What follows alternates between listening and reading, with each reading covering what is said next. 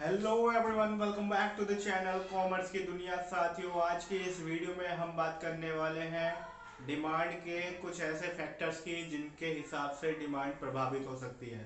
साथियों, इस वीडियो को आप पूरा देखिएगा और रिलेट कीजिएगा पिछली वीडियो से, क्योंकि पिछली वीडियो में हमने आपको क्या बताया है कि डिमांड क्या होती है और डिमांड में कौन कौन से फैक्टर्स इनबिल्ट होते हैं, यानी कि कौन कौन से फैक्टर के कारण ही एक डिमांड क्रिएट होती है। तो आज की ये वीडियो बहुत शॉर्ट होने वाली है, लेकिन होने वाली है बहुत एसेंशियल, बहुत जरूरी। क्यों? क्योंकि ये है डिमांडिंग। साथियों, डिमांड से बना है डिमांडिंग, और आज इस डिमांडिंग वीडियो को आपके लिए क्रिएट किया जा रहा है। तो वीडियो को पूरा देखिएगा, पसंद आए तो सब्सक्राइब कर दीजिए चैनल अगर आपने अभी तक सब्सक्राइब नहीं किया है, और साथ ही साथ लाइक करके शेयर भी अपने फ्रेंड के साथ कर दीजिएगा।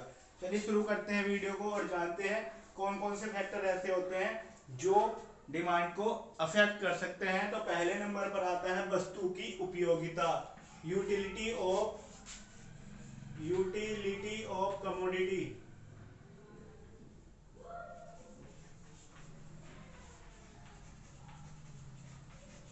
कोई भी वस्तु जितनी ज्यादा उपयोगी होगी वो उतनी ही डिमांडिंग होगी।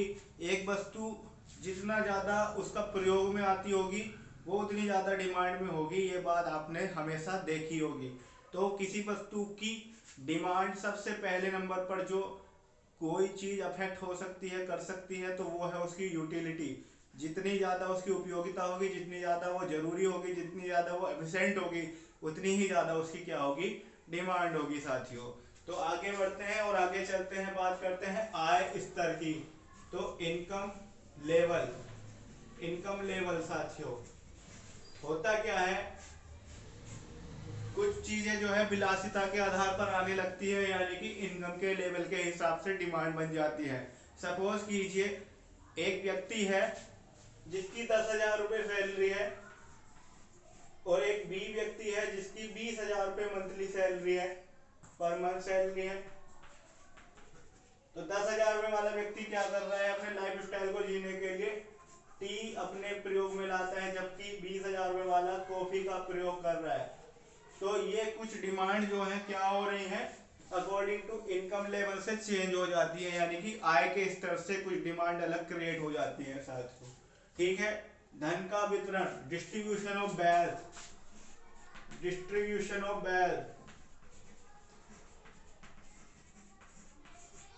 ठीक है साथियों, होता क्या है,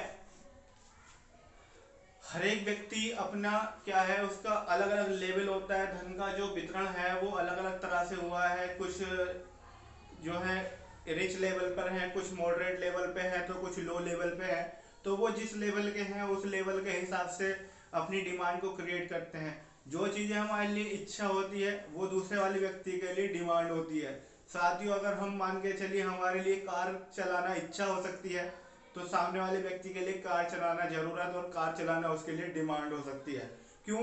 क्योंकि उसके पास धन है, उसके पास सोर्स है, उसके पास उस चीज की मांग है, उसके पास वो हर चीज है जिसके हिसाब से वो अपनी डिमांड पूरी कर सकता है। तो आप धन का वितरण के आधार पर भी क्या कर सकते हैं, इस सब चीज को डिफ्रेंशिएट कर सकते हैं। साथियों, आगे बढ़ते हैं, वस्तु की कीमत, प्राइस ऑफ कमोडिटी। ये भी बहुत इंपॉर्टेंट रोल प्ले करती है, किसी चीज को डिमांड अफेक्ट कर देती है। साथियों देखिए, कोई वस्तु है, उसकी कीमत भी डिमांड को अफेक्ट करती है, डायरेक्टली और इनडायरेक्टली दोनों रूप से। जैसे आप समझ सकते हैं, अगर किसी वस्तु की कीमत में वृद्धि होगी, यानी कि उसका प्राइस बढ़ेगा, तो उसकी डिमांड घट जाएगी। ये लो है डिमांड का, जो आगे हम आपको बताएंगे। पर आपको अभी समझना है कि वस्तु की कीमत उसकी मांग पर फर्क डाल सकती है, इफेक्ट डाल सकती है। ठीक है साथियों, एक चीज है, वस्तु के मूल्य में परिवर्तन होते ही उसकी डिमांड क्या होगी, परिवर्तन करने लग जाती है। ठीक है साथियों, आगे बढ़ता हूं और बताता हूं संबंधित वस्तुओं की कीमत यानी कि प्राइस ऑफ रिलेटिव गुड्स या relative commodity, relative goods. Relative goods जो होते हैं वो दो प्रकार के होते हैं। रिलेटिव गुड्स दो प्रकार के होते हैं। पहले नंबर पर आता है स्थानापन्न वस्तुएं, दूसरे नंबर पर आता है पूरक वस्तुएं। स्थानापन्न वस्तुएं यानी कि होती है सब्स्टिट्यूट गुड्स, सब्स्टिट्यूट कमोडिटी, और पूरक वस्तुएं कहलाते हैं कॉम्प्लीमेंट्री गुड्स या कॉम्प्लीमेंट्री कमोडिटीज। स्थानापन्न वस्तुएं वे वस्तु होती हैं जो एक स्थान जिनके प्रयोग के बदले आप दूसरी वस्तु का प्रयोग कर सकते हैं, यानी कि वो जो है उनके स्थान पर प्रयोग की जा सकती है। जबकि कॉम्प्लीमेंट्री वस्तुएं वो वस्तुएं होती हैं जो एक वस्तु के मांग से दूसरी वस्तु की पूर्ति और एक वस्तु से दूसरी वस्तु की मांग पर डायरेक्टली अफेक्ट करती हैं। आपको समझ में आएगा कैसे? जैसे मान के चलिए स्थानापन्न वस्तु है जिनको मैंने क्या बताया है, सप्लीमेंट्री गुड्स, सप्लीमेंट्री गुड्स बोलते हैं इसको, और पूरक वस्तुओं को क्या कहते हैं, कॉम्प्लीमेंट्री गुड्स।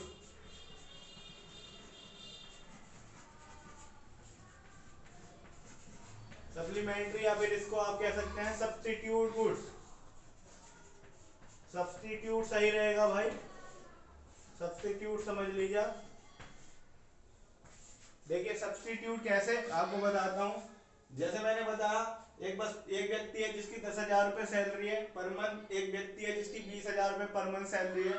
तो क्या हो रहा है, वो चाय और कॉफी का प्रयोग कर रहे थे, परंतु मान के चलिए अगर चाय की कीमत टी यानी कि चाय की कीमत बढ़ जाए, चाय की कीमत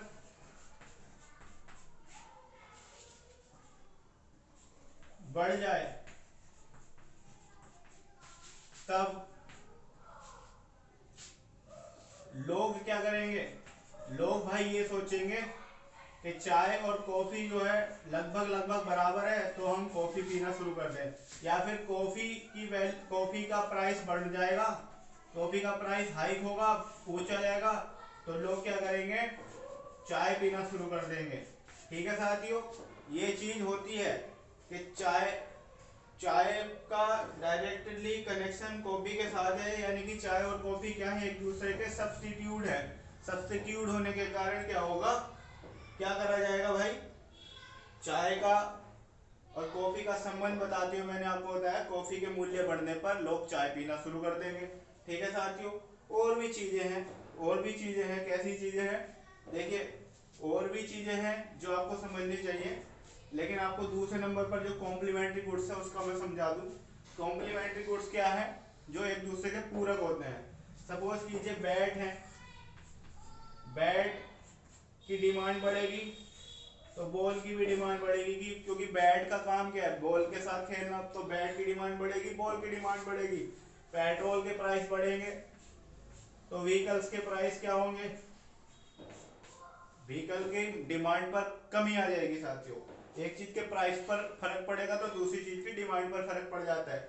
व्हीकल का प्राइस कम होगा, पेट्रोल का दाम आपको देखने को मिलेगा ज्यादा। क्यों? क्योंकि व्हीकल जब ज्यादा डिमांडिंग हो जाएगा, यानी कि व्हीकल के प्राइस कम हो जाएंगे तो वो ज्यादा बिकेंगे, और ज्यादा बिकेंगे तो पेट्रोल ज्यादा डिमांडिंग हो जाएगा। ठीक है, और जो चीज ज्यादा डिमांडिंग हो जाती है उसका प्राइस तुरंत इफेक्ट करने लगता है।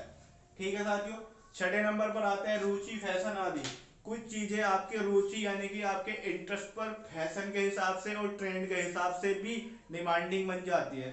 जैसे आज के टाइम में आप देख रहे हैं मामा अर्थ हो गया, या फिर कॉस्मेटिकल्स जो प्रोडक्ट हैं उनकी काफी डिमांड है, और आज के समय में ऑर्गेनिक चीजों की ज्यादा डिमांड हो रही है, चाहे वो कितने भी प्राइस के हो। क्यों? क्योंकि हर व्यक्ति चाहता है कि वो एक हाइजीनिक और हेल्दी फूड सप्लीमेंट्स को इनटेक करे।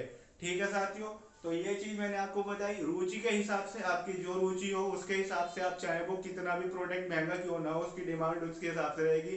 ठीक है, लास्ट में आता है भविष्य में कीमत परिवर्तन की आशा। ये बहुत ही इंपॉर्टेंट टॉपिक है, इसको भी मैं आपको लिख देता हूँ। फैशन यानी कि इंटरेस्ट, फैशन और ट्रेंड। ठीक है, ये तो हो गया। भविष्य में कीमत परिवर्तन की आशा, तो future high rate expectancy. Future high rate expectancy का मतलब हो गया भविष्य में कीमत परिवर्तन होने की आशा। जब कोई व्यापारी हो या कोई व्यक्ति हो, उसे ऐसा लगने लग जाए कि ये जो वस्तु है इसका भविष्य में प्राइस ज्यादा हो सकता है तो उसे आज ही लोग ले लेंगे, उसे आज ही खरीदने लग जाएंगे, उसकी डिमांड आज ही बढ़ जाएगी। ठीक है। कुछ चीजें मौसम के अनुसार भी होती हैं। तो मौसम के अनुसार आप देखते हैं, जैसे फसल है आपकी सब्जियों की, तो सब्जियों को आप ज्यादा समय तक नहीं रख सकते हैं। तो क्या होता है, यदि आज हमने उसे खरीदा है और आप सोच रहे हैं कि उसको हम कल तक के लिए स्टोर करके रख सकते हैं, तो एक आध दिन तो आप स्टोर कर सकते हैं, लेकिन आपने ज़्यादा प्रोडक्शन उसका किया है और हमें ये भी पता है कि 5 दिन तक ये नहीं बिक सकती, तो उसके प्राइस को क्या करना पड़ेगा, कम करना पड़ेगा, अदरवाइज वो चीज़ आपकी वेस्ट हो जाएगी। तो बहुत सारी चीज़ें आपके जो है भविष्य में कीमत पर भी करती हैं, साथ ही साथ फ्यूचर के साथ वेदर फोरकास्टिंग पर भी डिपेंड करती हैं।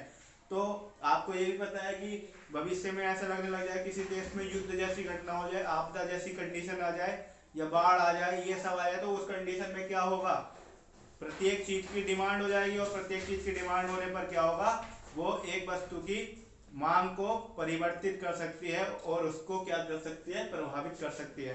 तो एक छोटी सी वीडियो में आपने जाना कि कौन कौन से तत्व ऐसे हैं जो मांग को प्रभावित कर सकते हैं। धन्यवाद।